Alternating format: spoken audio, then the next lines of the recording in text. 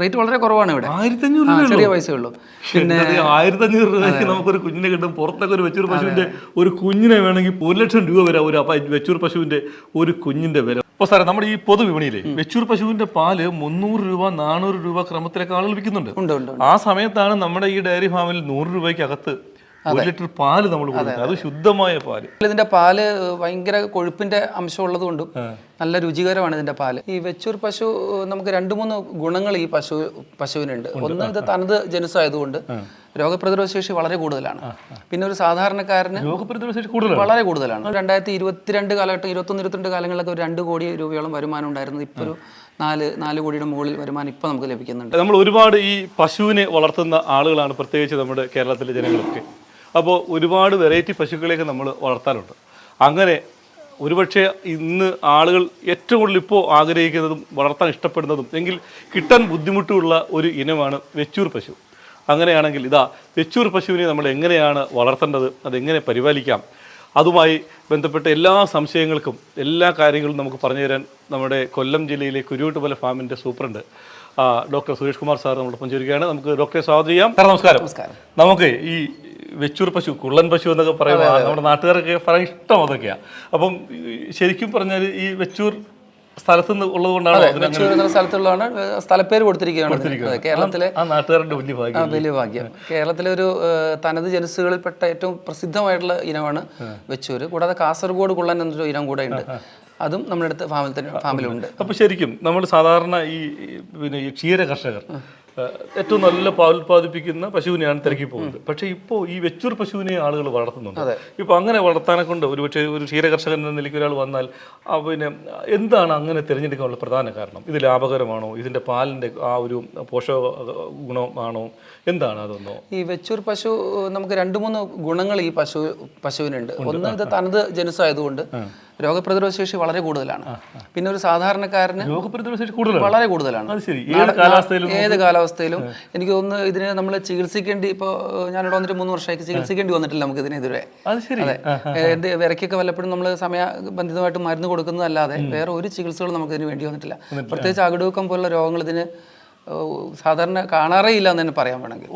അപ്പൊ അതിന്റെ ഒരു ഗുണം ഈ നാടൻ പശുക്കളെ വളർത്തുമ്പോൾ. കൂടാതെ ഇതിന് സ്ഥല സൗകര്യം വളരെ കുറച്ച് മതി, ഭക്ഷണം വളരെ കുറച്ച് മതി. ഇതിന് ശരിക്കും പറഞ്ഞ ഒരു മൊത്തത്തിൽ ഒരു 3-4 കിലോ കൊടുത്താൽ തന്നെ ഇതിന്റെ വയറ് നിറയാവുന്ന രീതിയിലാണ്, പുല്ല് ഉൾപ്പെടെ.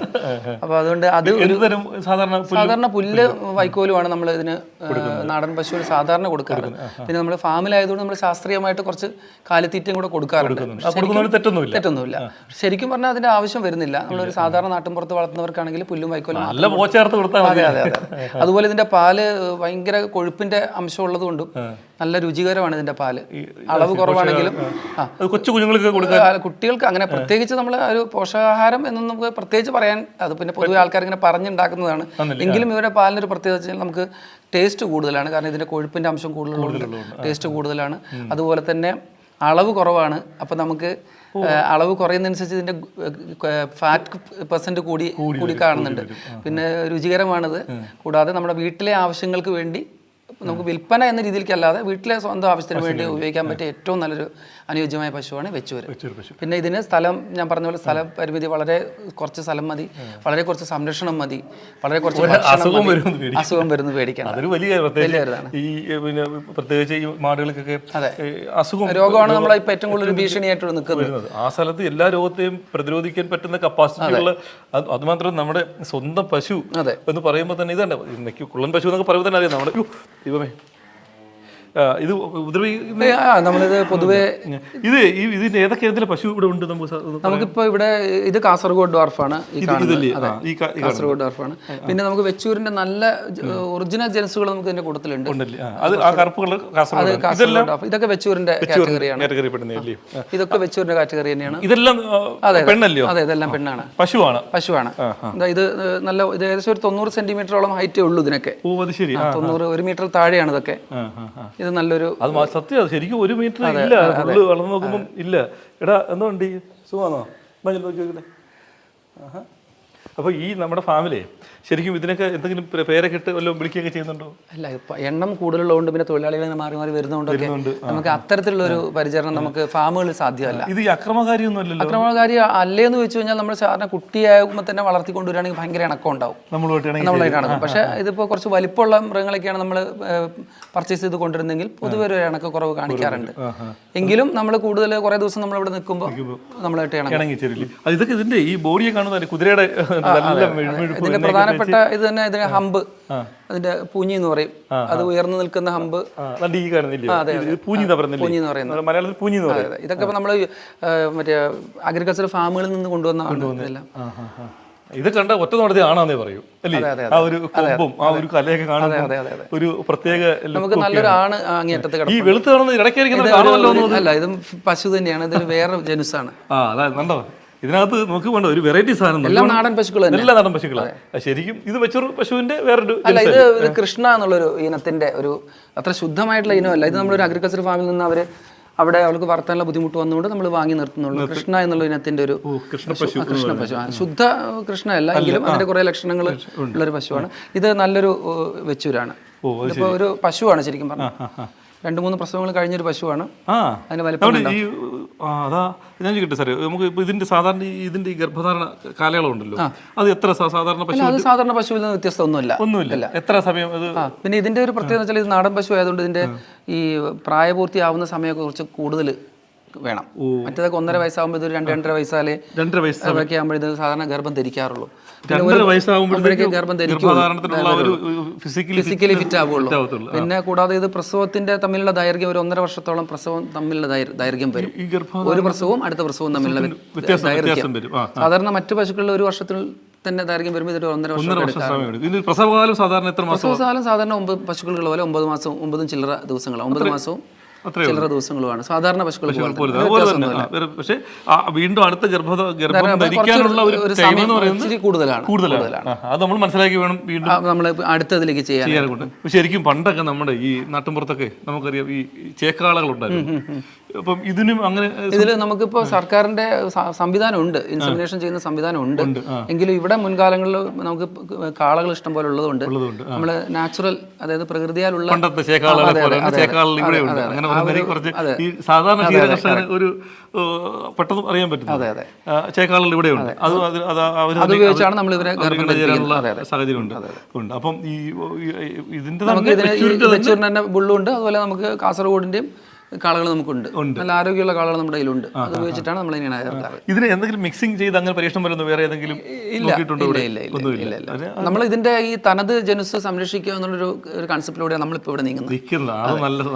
ഇതിന്റെ വംശം നശിച്ചു പോകുന്നൊരു സാഹചര്യത്തിൽ നിന്ന് അതിനെ ഇത് 1989 യൂണിവേഴ്സിറ്റി, മണ്ണുത്തി വെറ്ററിനറി യൂണിവേഴ്സിറ്റിയാണ് ഈ സംരംഭം തുടങ്ങിയത്. ഇതിന്റെ എണ്ണം വളരെ അപകടകരമായ രീതിയിൽ ഭീഷണി വന്നു പറഞ്ഞപ്പോൾ അവർ അതിനെ ഒരു പ്രൊക്യൂർ ചെയ്തിട്ട് വംശവർദ്ധന നടത്തി. അങ്ങനെ അവിടെ നിന്നാണ് ഇപ്പൊ നമ്മളെപ്പോലുള്ള ഫാമുകളിലേക്ക് മോഹവിലയാണ് ഇതിന്. വില എന്ന് പറയാൻ പറ്റില്ല.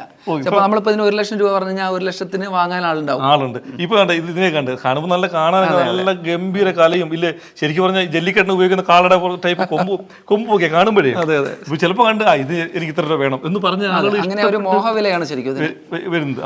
ഇപ്പൊ ഈ വെച്ചൂരിനെ കണ്ടാൽ സത്യം പറഞ്ഞാൽ നമുക്ക് ഇതിനെ കണ്ട ഒരു കുട്ടിപ്പശു നിൽക്കുന്ന ഒരു ഫീലാണ് നമുക്ക് അല്ലേ സാധാരണ തോന്നുന്നത്. ഇവിടെ ഏറ്റവും ഉയരം കുറഞ്ഞൊരു നിൽപ്പുണ്ടല്ലേ ഇത്, അത് അങ്ങേ അറ്റത്ത് നിൽക്കുന്ന കാളയാണ്. അല്ല ഇതും അതുപോലെ തന്നെ ഒരു വെച്ചൂരിന്റെ തന്നെ നല്ലൊരു ബ്രീഡാണ്, നല്ലൊരു സ്പെസിമെനാണ്. വലിപ്പം കുറവാണ്. ഇത് എനിക്ക് തോന്നുന്നു ഒരു 3-4 പ്രസവം കഴിഞ്ഞിട്ടുണ്ട്. അത് ശരി. പക്ഷെ അതിന്റെ ഒന്നും ഒരു ഉടവൊന്നും കാണുന്നില്ല. ഇതിന്റെ ഈ കറവയും കാര്യങ്ങളൊക്കെ എങ്ങനെയാ? കറവ നമുക്ക് കറക്കുന്നുണ്ട്, കറക്കാം. ഇതിന്റെ കറവ തന്നെയാണ്. അതെ, ഇത് കറക്കാനായിട്ട് പ്രത്യേകിച്ച് ആൾക്കാരെ നിയോഗിച്ചിട്ടുണ്ട്, കുറച്ചുകൂടെ എക്സ്പീരിയൻസ് ഉള്ള ആൾക്കാരെ. ശരിക്കും പറഞ്ഞല്ലേ നമ്മൾ ഇനി അറിയുന്ന മറ്റൊരു കാര്യം, ഇപ്പോൾ ഈ പശു ഒരു പ്രസവത്തിന് ശേഷം നമ്മൾ ഒരു നേരം കറന്നാൽ രാവിലെയും ഉച്ചയ്ക്കും 2 നേരം കറക്കുന്നത്. അപ്പം ഒരു നേരം കറന്നാൽ നമുക്ക് എത്ര ലിറ്റർ പാല്? ഇവിടെ നമുക്ക് കുറച്ചുകൂടെ ശാസ്ത്രീയമായിട്ടൊക്കെ പരിപാലിക്കുന്നതുകൊണ്ട് ഇതിന്റെ ഉത്പാദനം കുറച്ച് കൂടുതലാണ്. ഒരു 2-2.5 ലിറ്റർ വരെ കിട്ടുന്ന പശുക്കൾ ഇവിടെ ഉണ്ട് ഒരു ദിവസം. അത്രേ ഉള്ളൂ. സാധാരണ അത് പറയുന്നില്ല അത്രയും. കാരണം ഒരു 2 ലിറ്റർ താഴെ സാധാരണ നമുക്ക് പ്രതീക്ഷിച്ചാൽ മതി. പക്ഷെ ആ ഒരു 2 ലിറ്ററിന്റെ പാല് ഒരു 4 ലിറ്ററിന്റെ പാലിന്റെ രീതിയിൽ നമുക്ക് ഉപയോഗിക്കാൻ പറ്റും. ഗുണം കിട്ടും. അല്ല, അപ്പൊ സാധാരണ ഒരു പശുവിനെ കറന്ന് നമുക്ക് ഒരു 6 മുതൽ സാധാരണ പശു നമുക്ക് സങ്കരയിനൊക്കെ ആണെങ്കിൽ 15-20 ലിറ്റർ നമ്മുടെ ഇവിടെ നമ്മുടെ ഡയറിയിൽ അതെ അതെ അതെ. ഇപ്പൊ നമുക്ക് ഇത് ഒരു ഈ 2 ലിറ്ററൊക്കെ അത്ര നമ്മൾ സൂക്ഷിച്ച് നോക്കുന്നതുകൊണ്ട് കിട്ടുന്നുണ്ട്. ഞാൻ കരുതി ഒരു 3-4 ലിറ്റർ. ഇല്ല. ഈ ഇനത്തിന് നമ്മൾ അത്ര ഉൽപാദനം പറയുന്നില്ല. അതാണ് ഈ നാടൻ പശുക്കളുടെ പ്രത്യേകത. ഈ പഴങ്ങളിൽ ഏറ്റവും ശ്രേഷ്ഠമായ പഴം ഈ കദളിപ്പഴം എന്ന് പറയുന്ന പോലെ പശുവിൻ പാലിലെ ഏറ്റവും അമൃതാണ് ഈ വെച്ചൂർ പശുവിന്റെ പാൽ അല്ലേ? അങ്ങനെയാണ് ആളുകൾ പറയുന്നത്. അപ്പം പിന്നെ ഇതിന്റെ ഒരു ഇതെന്ന് വെച്ച് കഴിഞ്ഞാൽ ചില സമയങ്ങളിൽ ഇത് സാധാരണ നാട്ടിൻപുറത്തൊക്കെ വളർത്തുമ്പോൾ ഇത് അഴിഞ്ഞു പോയിട്ടൊക്കെ കാട്ടിലൊക്കെ പോയി തിന്ന് വരുന്ന ഒരു രീതിയുണ്ട്. അപ്പൊ ചിലപ്പോൾ പ്രസവിച്ച് കഴിഞ്ഞിട്ട് 2 ദിവസം 3 ദിവസം കൂടെ കഴിഞ്ഞ് വരുന്നത്. അപ്പൊ അതുകൊണ്ട് തന്നെ ഇതിന് പാല് ഒരുപാട് ഉൽപാദനം പ്രകൃതി തന്നെ ഇതിന് കൊടുത്തിട്ടില്ല. ലിമിറ്റഡ് പാൽ, ആ കുട്ടിക്ക് വേണ്ടിയുള്ള പാല് മാത്രം എന്ന രീതിയിലാണ് ഇതിന്റെ ഒരു രീതിയല്ലേ? അപ്പൊ നമ്മൾ ഈ പ്രസവിച്ച ഒരു കുഞ്ഞിനെ എത്ര നാൾ നമ്മൾ ഇതിനെ ഈ മുലയൂട്ട് അങ്ങനെയുള്ള ഇവർ സാധാരണഗതിയിൽ ശാസ്ത്രീയമായിട്ട് 3 മാസം വരെയൊക്കെ കുടിപ്പിക്കാൻ പറയുന്നുള്ളൂ. പക്ഷെ ഇതിപ്പോൾ നാടനായതുകൊണ്ട് ഇതിന്റെ ഒരു 5-6 മാസം വരെ സാധാരണ കുട്ടികൾ ഇതിന്റെ കൂടെ നിന്ന് കുടിക്കാറുണ്ട്. ഇവിടെ നമ്മൾ അങ്ങനെ അനുവദിക്കുന്നില്ല. ഇവിടെ അനുവദിക്കുന്നില്ല. സാധാരണ വീട്ടു പ്രദേശങ്ങളിലൊക്കെ അവർ ഒരു 6 മാസം വരെ കുടിപ്പിക്കുന്നുണ്ട്. ഇവിടെ നമ്മളൊരു 3 മാസം ആകുമ്പോൾ തന്നെ മാറ്റുന്നുണ്ട്. അപ്പൊ നമുക്ക് 6 മാസം വരെ കുഞ്ഞിന് പാല് കൂടെ നിന്ന് കുടിക്കാൻ പറ്റും. ഇപ്പൊ നമ്മൾ ഒരു വെച്ചൂർ പശുവിന്, ഞാനിപ്പോ ഒരു വെച്ചൂർ പശുവിന്റെ ഒരു ഫാം നടത്താൻ അല്ലെങ്കിൽ ഒരു ആള് മുന്നോട്ട് വരുവാണ്. അപ്പൊ നമ്മൾ ഇവിടുന്ന് എന്തൊക്കെ സഹായങ്ങൾ നമ്മുടെ ഫാമിൽ നിന്ന് ഇവിടെ നമ്മൾ ഇവിടുത്തെ എല്ലാ ഉൽപ്പന്നങ്ങളും നമ്മൾ ബുക്കിംഗ് സിസ്റ്റത്തിലൂടെയാണ് കൊടുക്കുന്നത്. അത് തന്നെ കൊടുക്കുന്നത്. ഇപ്പം ഒരു 4 പശുവിനെ വേണം, നമുക്ക് പശുവിനെ നമ്മൾ കൊടുക്കും. പശുവിനെ നമ്മൾ കൊടുക്കില്ല, പിന്നെ ഇതിന്റെ കുട്ടികളെ കൊടുക്കും. ഞാൻ ഉദ്ദേശിച്ചത് അത് തന്നെ.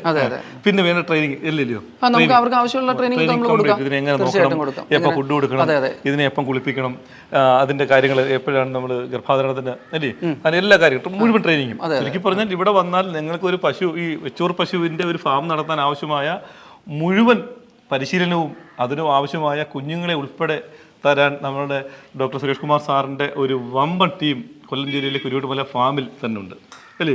ഇത് ഈ ഫാമിൽ ഇവിടെ അത് മാത്രമല്ല, ഈ ഫാം സന്ദർശിക്കാൻ വരുന്ന ആളുകൾക്ക് ഇത് അടുത്ത് നിന്ന് കാണാനുള്ള ഒരു സുവർണ്ണ അവസരം കൂടി നമ്മൾ ഒരുക്കി കൊടുക്കുന്നു. ഇത് ഒരു നിർമ്മിതി ഗ്രൂപ്പിന്റെ ഒരു ഷെഡാണ്. നിർമ്മിതി ഷെഡ് നമ്മൾ പേരിട്ടിരിക്കുന്നത്. ഇതിന്റെ ഒരു കൺസ്ട്രക്ഷന്റെ ഒരു പ്രത്യേകത കൊണ്ടാണ് നമ്മൾ ഇതിലേക്ക് തന്നെ ഈ പശുക്കളെ കെട്ടാനും ഇത് നാട്ടുപശു ഗൃഹം എന്ന രീതിയിൽ സജ്ജീകരിക്കുകയാണ്. ഇതിനെ ഒരു പേരൊക്കെ നമ്മൾ കൊടുക്കാൻ ഉദ്ദേശിക്കുന്നുണ്ട്. അപ്പൊ നാട്ടുപശുക്കളെ കാണാനായിട്ടുള്ള ആവശ്യം താല്പര്യമുള്ളവർ ഇതിന്റെ അകത്ത് വന്ന് കാണാം. തീർച്ചയായും അതൊരു നല്ലൊരു ആശയമാണ് സാറേ.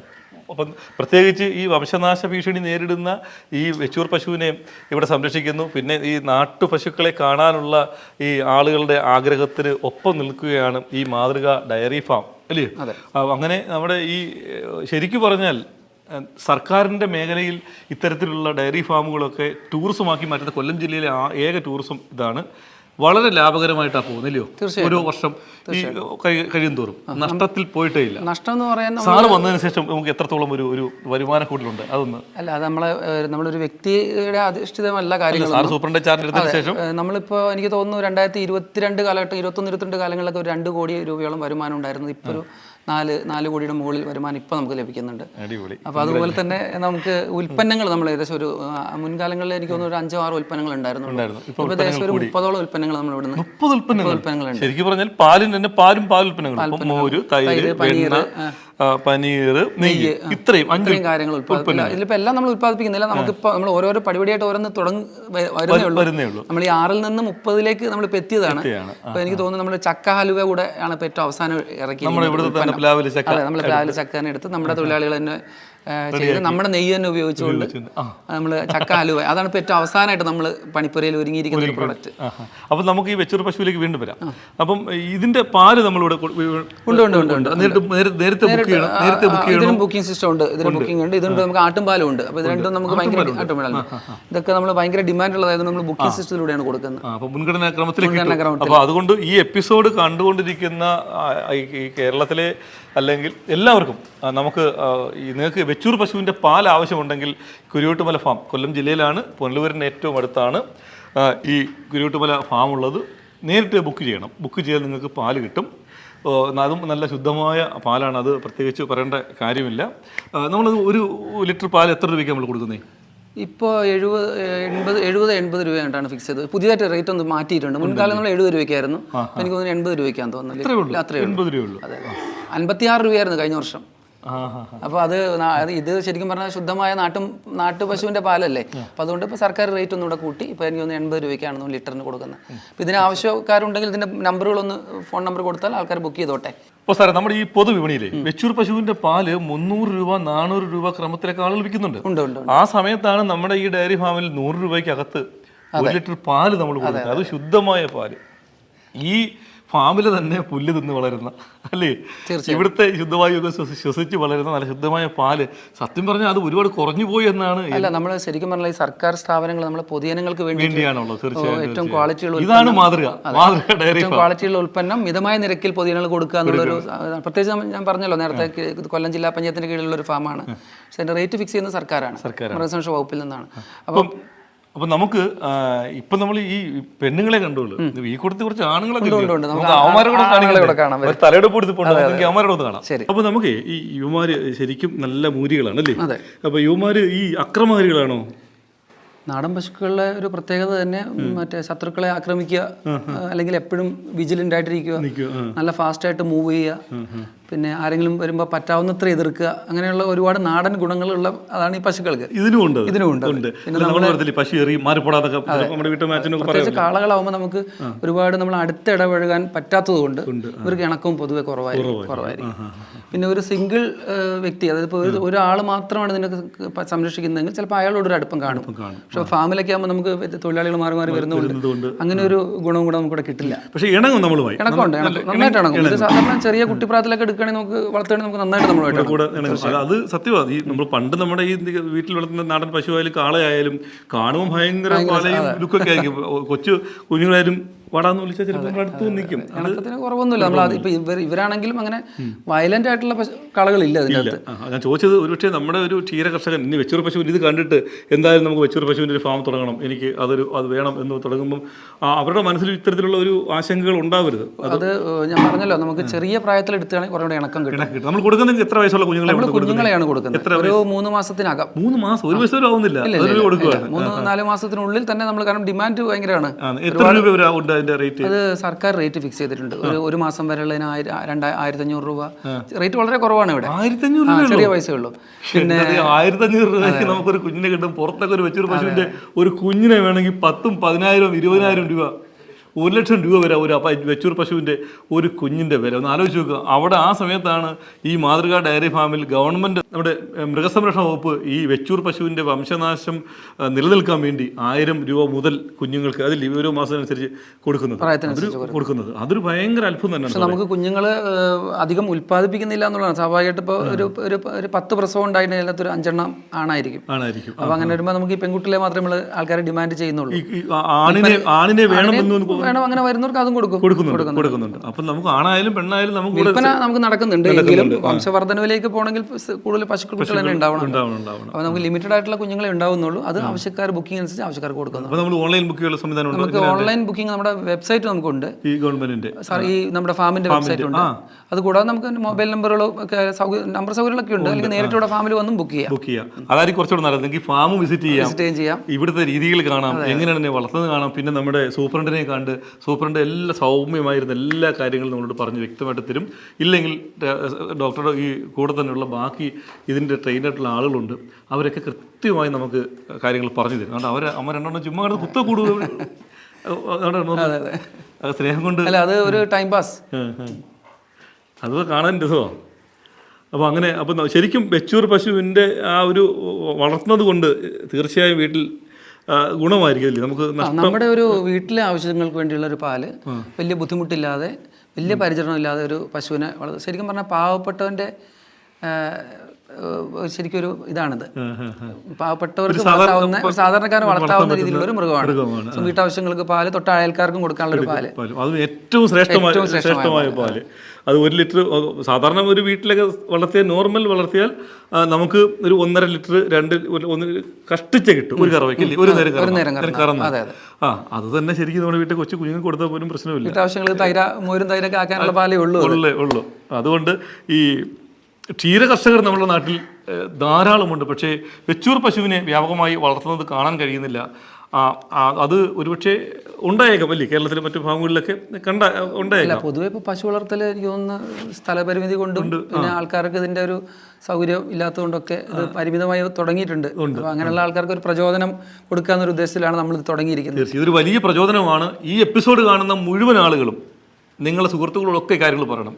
ഇത് നമ്മുടെ കൊല്ലം ജില്ലയാണ്. കൊല്ലം ജില്ലയിലെ പുനലൂരാണ്. പുനലൂരിൽ നിന്നും ഏതാണ്ട് ഒരു 4 കിലോമീറ്റർ അല്ലേ, 4-5 കിലോമീറ്റർ സഞ്ചരിച്ചാൽ ഈ കുരുവട്ടുമല ഫാമിലെത്താം. ഗൂഗിൾ സെർച്ച് ചെയ്താലും കുരുവട്ടുമല ഫാം നമുക്ക് കിട്ടും. വളരെ മനോഹരമായ ഒരു സ്ഥലം. ഫാം ടൂറിസമാണ്. ഇവിടെ വന്നാൽ വെച്ചൂർ പശു മാത്രമല്ല, നമ്മുടെ ഈ നാട്ടിലുള്ള മുഴുവൻ ഒട്ടുമുക്ക മൃഗങ്ങളും ഇവിടെ അത് പരിപാലിക്കുന്നുണ്ട്. അതിൻ്റെ വേണ്ട ട്രെയിനിങ്, വളർത്തുന്നതിന് വേണ്ട ആവശ്യമായ പരിശീലനം കൊടുക്കുന്നുണ്ട്.